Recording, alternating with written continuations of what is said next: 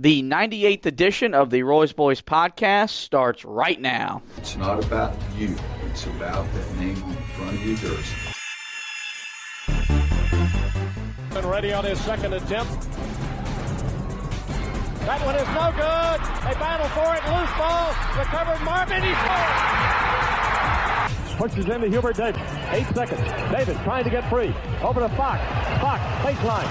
Up for the shot. Good. Off the glass. Oklahoma calls timeout. But the game is over. The game is over. Carolina has upset number 1 Oklahoma. With 20 seconds left to play. Goes back to Michael Jordan. Jumper from out on the left. Good. 63-62, 13, 12, 11. Georgetown with one timeout.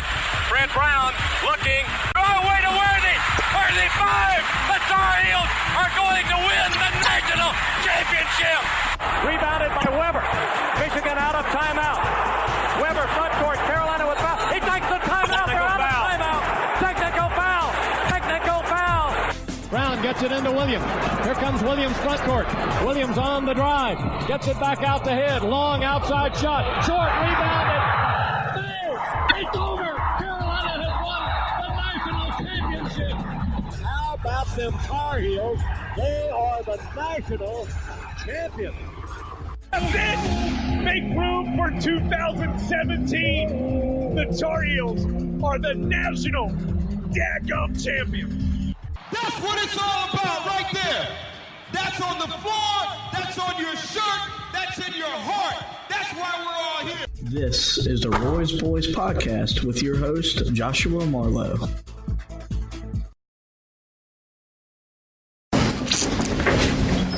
I apologize to all the North Carolina fans, people that care about our basketball program, former players, everybody that cares about us, because we stunk it up tonight, and it's got to be my responsibility. It's the most negative I've ever been about myself, most negative I've ever felt about any team. We weren't ready to play right from the first 5 minutes of the game. We have 0 points on second chance opportunities in the first half and miss, what'd you say, 18? Miss 18 shots. They shoot over 55% every half. 55.9 the first half, 63, 59 for the game. If I had any idea what to cause that, I would have already changed it.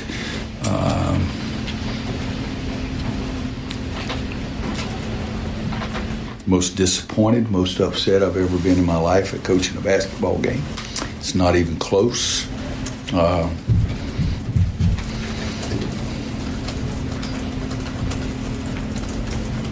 started to keep them out there at halftime and run sprints just so it'd make me feel better, and I thought that would embarrass them, and right now I do not care. And with that, we're going to welcome you into another edition of the Roy's Boys podcast. What you heard right there was Roy Williams after the embarrassing 96-83 home loss to Georgia Tech Saturday night in the Smith Center. And embarrassing is the best way to describe this. This one of the worst performances I've probably ever seen in my 10-plus years watching Carolina play. I've never seen a team come out with that lack of emotion, with that lack of focus. I've never seen a team that quite honestly didn't care that much for the first 15 minutes of a game. And it was an embarrassment, like Roy Williams said when he made the apology to the fans, the former players, anyone involved with Carolina basketball, because we deserve better than what we got in the first 15 or so minutes.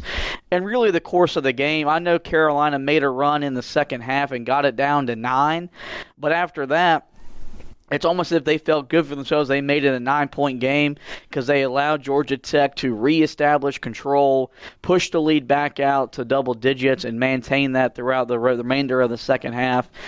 And Anthony, look, man, this is I'm a guy that is upbeat, as positive after losses during the season, because I understand what's in the long-term view with, let's get to March, let's get a very good seed, and we're going to be one of those teams at Carolina that nobody wants to play when they get their tournament draw on Selection Sunday. But I've reached a point with this team where I'm fed up with the lack of care, the lack of let's just go through the motions. Justin Keeling, or not, yeah. That's how just bad combining them now. Yeah. Justin Pierce, Christian Keeling. I'm fully. If Roy Williams was to revoke their scholarships, I wouldn't complain.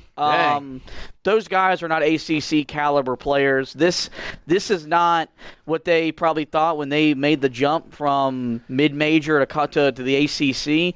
They're not good enough, and we're asking them to be a big part of what we're trying to do. And part of that isn't fair to them because they're not quality players. They're quality for the mid-major game. They're not quality at the Power 5 level. And it just continues to show that. Justin Pierce, the other night against Yale, had his best game of the year. And then he's running down the court Saturday night. And he looks like a wounded duck on the court. Oh.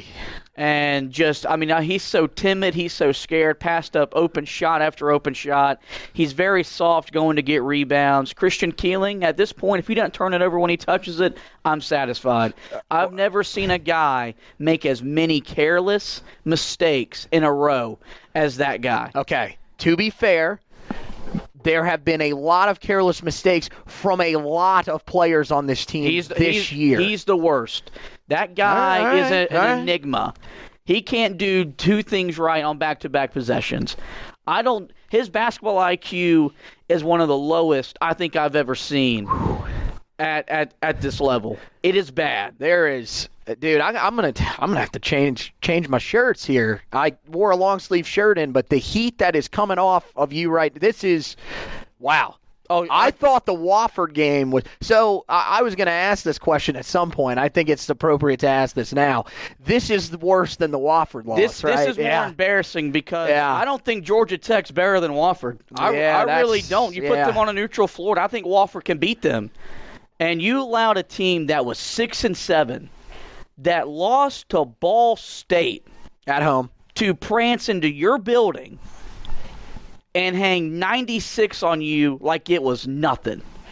This was a 6-7 team that was showboating because they took the fight to you and you took it and you just didn't respond at all. You laid there and like Roy Williams said, you let them kick your ass the first 20 minutes of the game. Pretty much like when he's having to go to Shea Rush and then eventually Robbie O'Han because they still didn't respond. I don't know what else he can really do, and that's kind of what it sounds like in the press conference. And the scary thing is this is not the first time that we've heard this. There's always usually that one press conference each year where you go back and look, and he's blaming himself, and he's saying, I don't really know what to do. We're trying to find answers and stuff like that. This has happened. This is the third or fourth time that we've seen this. And now... this is, I pointed this out. We went back and listened to the press conference just a little while ago before we started recording the podcast. This is really the first time that we've ever heard him really focus on the players not listening to what he's saying. Usually, he will not bring that up in a press conference. Even if that's the truth, he'll usually let that go and would rather just keep that between him and the staff, that the players are really the ones that are not buying in or whatever. He's starting to make it known with this team that right now, these guys are not listening to what he's saying. They're doing things that they are not taught. And it's leading to games like this. 96 points by Georgia Tech, the most scored under Josh Pastner, tied for the most scored, with a game against Division II Tusculum since he's been there. A team that came in shooting a little over 43%, shot 59%. And you could say, well, maybe they were just having one of those days where they were knocking down everything that they were looking at. Okay, yeah, they shot pretty well. They were hitting a couple of shots that we were like, okay, that's normally not going to go. For the most part, it had nothing to do with the fact that they were hitting open shots. You were just making it too easy on them. You were letting them walk by you. We'll give Georgia Tech credit because we're professionals. Well, I mean, look, yeah, they still won the game. Them. Yeah, and Josh Pastner, it's why he's one of the best young coaches in college basketball. He put together a really good game plan. But I mean, when Roy Williams in the first half calls a timeout, he presses, and he plays a zone defense. Those three things tell you where we're at. Did they play zone in the? I thought both times they went zone, they played. It was in the second half. Because those are three things he does not do, ever. Let alone in the same half. Let alone in the same game. And he made the comment that part of him wanted to make him run sprints at halftime to make him feel better about himself, and he didn't want to embarrass him. It's why he's in coaching and I'm not. Because I would have lined them up and they would have ran the entire halftime period. My team, if I was coaching, when they would play Wednesday night, they would be exhausted. We would lose from fatigue because they would not see a basketball for 3 days. Well, I first of all, I feel really, really bad for your children whenever they have you as a coach because they're going to say, we like Daddy as our dad, not as our coach. Yeah, we don't like him. My team would literally – I had a practice like that when I played in high school where we played a game, and we even won the game, but we played that bad – that we were told on the way home, you're going to run until we play. And for literally, we showed up to the next game exhausted from how much our coach made us run because we played dumb. They deserve that. I don't feel sorry for whatever kind of hell Roy Williams put them through following that loss. I mean, you got to ask the question now, though. Like, No, are they just used to not this used type to of hell? Because he hasn't done it to them yet. I'm talking about when they got to Maui, Five Blues into Santa Clara, and they didn't see a basketball for 3 hours. They did every defensive drill that they hated.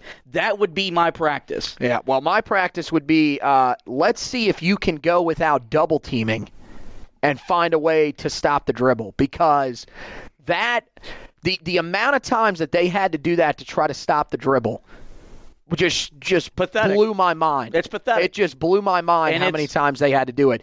I get it, and it's sad in the post game when what Roy is criticizing yet complimenting Garrison Brooks at the same time for a play where he got about as out of position as you can get as a big man, going all the way from post to post to try to help double, but basically said the reason he had to do it is because he was the only one that was actually playing. Like, it's unheard of for stuff like that to be said from a Carolina head coach, let alone Roy Williams. It's very shocking. The lack of defensive care, the fact that the back doors are just and look, one time a game, okay, it's probably going to happen. You get caught sleeping.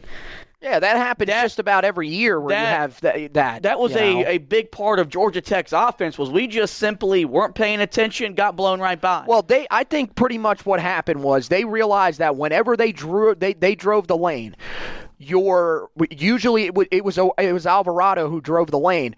Whichever point guard was on the floor was not fast enough to stay in front of you. No matter if it was Jeremiah Francis, if Leaky Black went up top and defended him, which he did that a couple of times, or if it was KJ Smith. Every time you were going to blow by him, down would come the big man that was protecting the lane, and automatically that back door was usually wide open. But, there were a couple of times, Roy pointed one out that I pointed out during the game where you actually had a pretty good position from, I believe it was at the time, Francis that was on the floor. It was either him or Leaky that was guarding Alvarado off the bounce. Has him in good position. Brandon Robinson comes over, gets himself completely out of position to come over and double when it wasn't necessary, and gives up an easy finish at the rim, and it was an end one too because he got fouled at the rim too. And if people want to think doesn't make sense. We're coaching that no. I've watched, like I said, No one is going to coach that. Sorry, man. This program for over 10 years. Roy Williams doesn't double a whole lot anyway. His defensive philosophy is you're going to be tough enough to play man defense. And look, I know we're not known for playing defense here. And I know that as good as anybody. We're built on a program that we're going to outrun you to death. And we're going to outscore you. And by God, it's worked. It's won you 3 national championships and went to multiple Final Fours under Roy Williams. But this, whatever it